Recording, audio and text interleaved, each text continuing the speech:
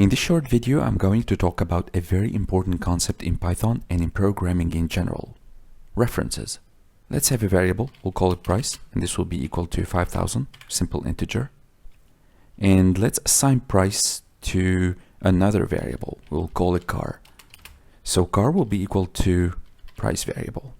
Now let's try to alter this price variable and change the value. So we will have 7,000 for instance.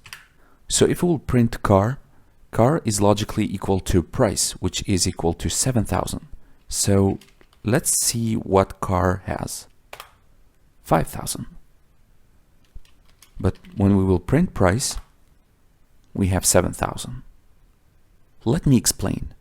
When you assign 5,000 to the price variable, you're actually creating the 5,000 value in the computer's memory and storing a reference to it in the price variable. And when you copy the value in price and assign it to the variable car, you're actually copying the reference. So both car and price point to or refer to 5,000 in the computer's memory.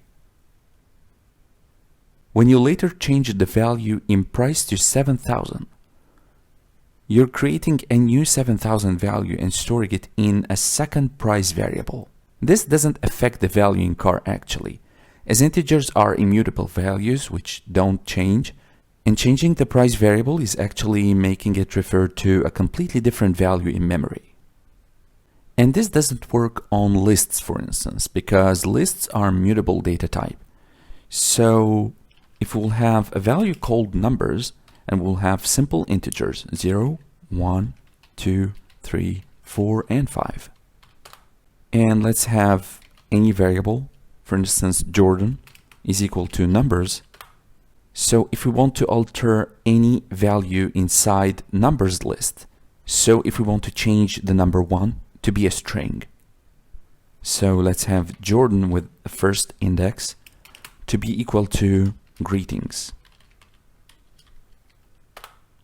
Now, if we'll print numbers and if we will print Jordan, we will get the same result because both numbers and Jordan are referring to the same reference in the computer's memory. And this was references explained briefly in immutable and mutable data types.